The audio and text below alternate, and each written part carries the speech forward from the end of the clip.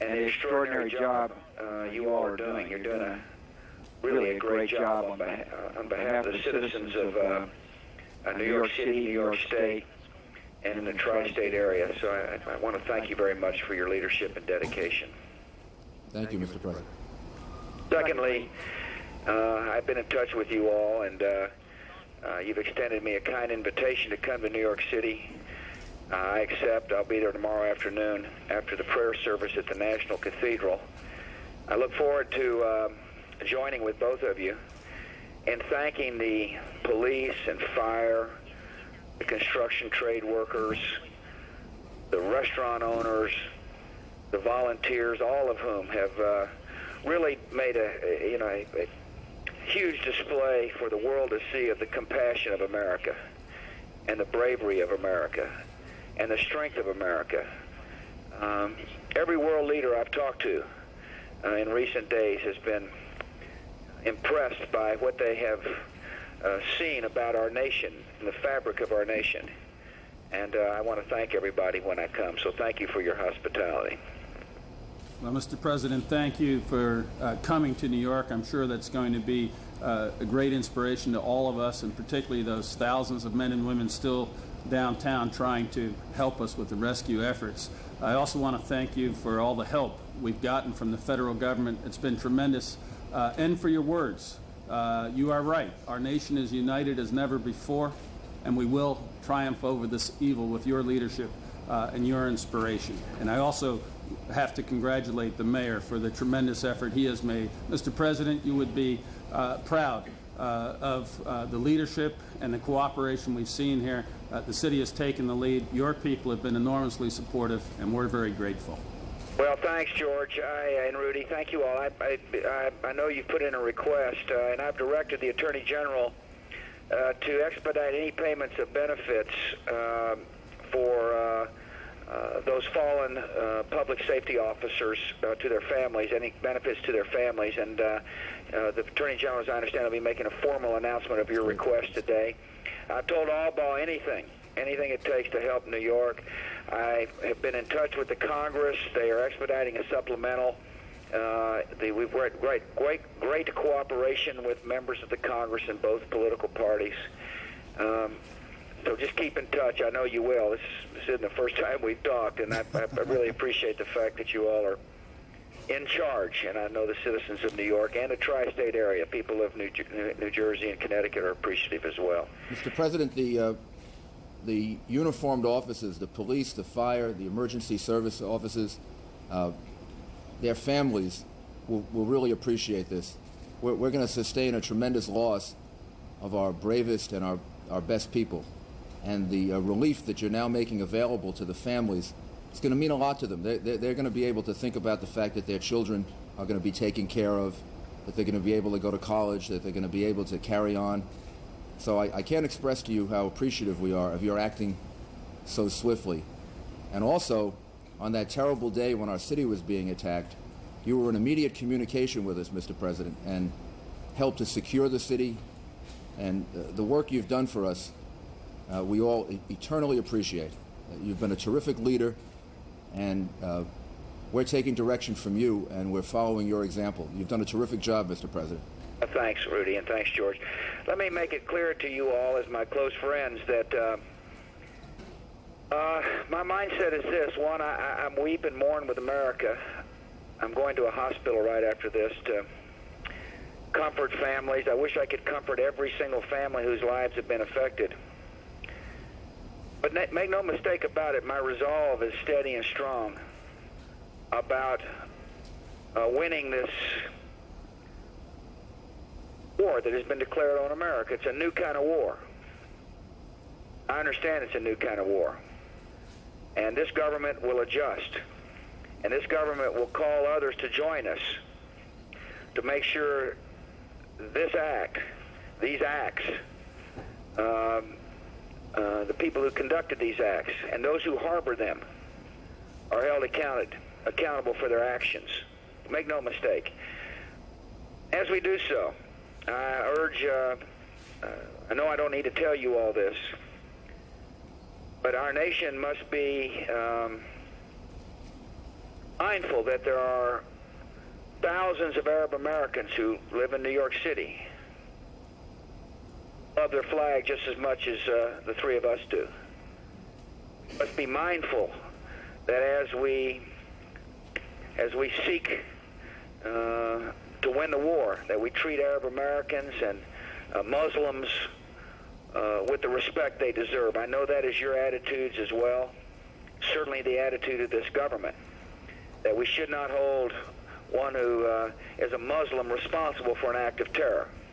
We will hold those who are responsible for the terrorist acts accountable and those who harbor them. You'll see, and I look forward to visiting with you in person tomorrow about the resolve of this government. And so I thank you very much for your leadership on the ground.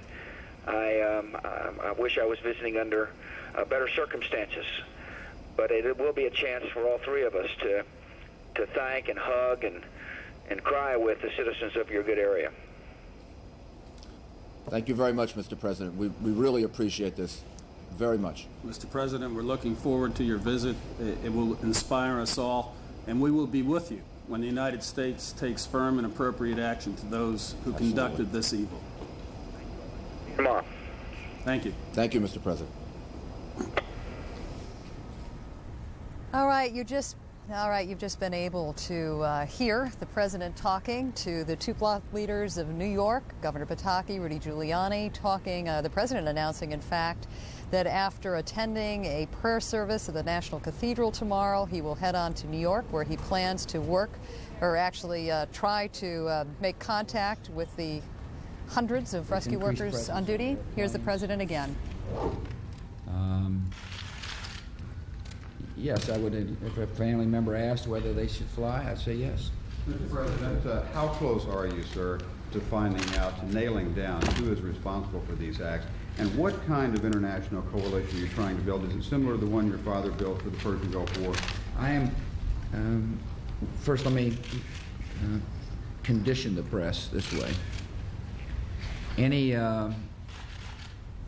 sources and methods of intelligence will remain guarded in secret.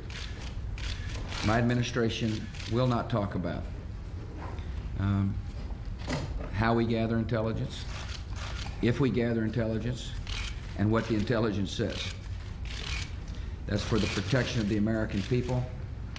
It is important as we battle this enemy, we conduct ourselves that way. Secondly, I've been on the phone this morning, just like I was yesterday, and will be on this afternoon on the phone with leaders from around the world who express their solidarity with this nation's intention to rout out and to whip terrorism.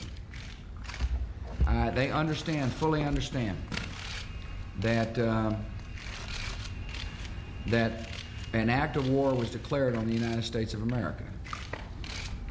They understand as well that that act could have easily been declared on them. These people can't stand freedom. They hate our values. They hate what America stands for. Many of the leaders understand it could have easily have happened to them. Secondly, they understand that unlike previous war, this enemy likes to hide. They heard my call loud and clear to those who feel like they can provide safe harbor for the terrorists, that we will hold them responsible as well. And they join me in understanding not only the concept of the enemy, that the enemy is a different type of enemy. They join me also in solidarity about holding those who fund them, who harbor them, who encourage them responsible for their activities. I'm pleased with the outpouring of support. Jiang Zemin, Vladimir Putin, had a great visit this morning with His Royal Highness Prince Abdullah of Saudi Arabia. I will continue to stay on the phone. And there is universal support for the American people, sadness in their voice, but understanding that we have just seen the first war of the 21st century. And there is universal approval of the statements I have made, and I am confident there will be universal approval of the actions this government takes Yeah, Stretch. Mr. President, if this is a different kind of war, it might require perhaps a different kind of coalition. Many people believe that for a real war on terrorism to work, you'll need cooperation from governments that haven't necessarily done so in the past, specifically Pakistan and Afghanistan. Have you made any progress on that front? I would refer you to the statements that the Pakistani leader gave about his, I don't have the exact words in front of me, but his willingness to work with the United States, and I appreciated that statement. And now we'll just find out what that means, won't we? We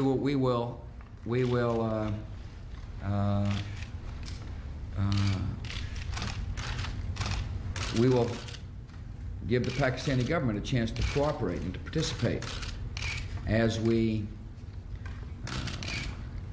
hunt down those people who committed this unbelievable, despicable act on America. Mr. President, how confident are you that Osama bin Laden is behind these attacks? Do you know what his whereabouts are? And secondly, what kind of support are you looking for from Congress in terms of your willingness to act? We are, we will not discuss intelligence matters, how we gather intelligence, and what we know.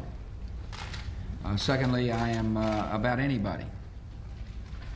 When our government acts, you'll be informed.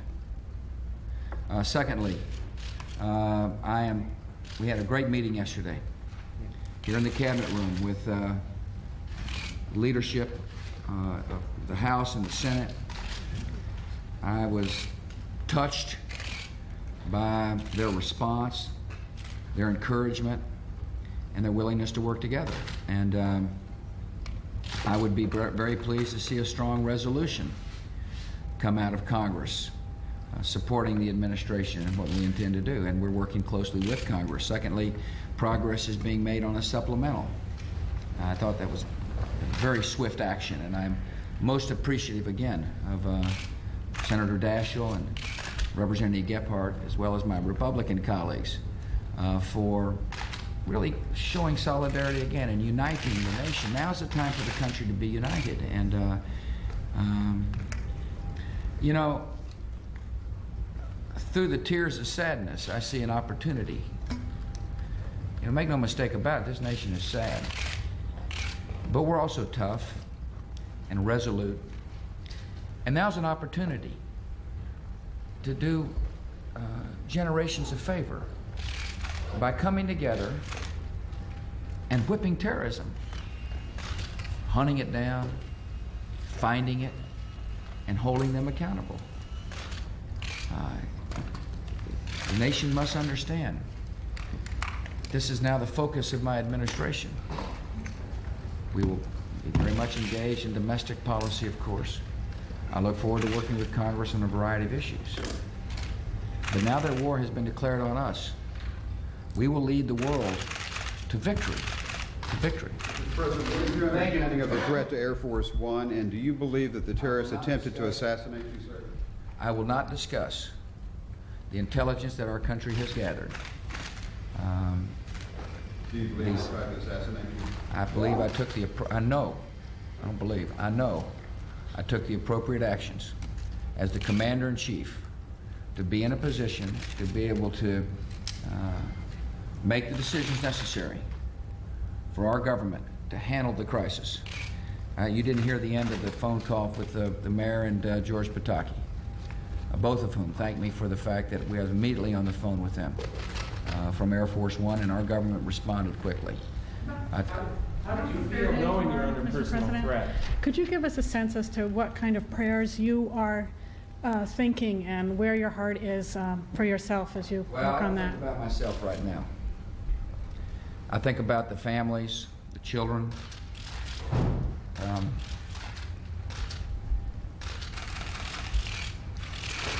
I'm a loving guy, and I'm also someone, however, who's got a job to do, and I intend to do it. And this is a terrible moment. But this country will not relent until we have saved ourselves and others from the terrible tragedy that came upon America.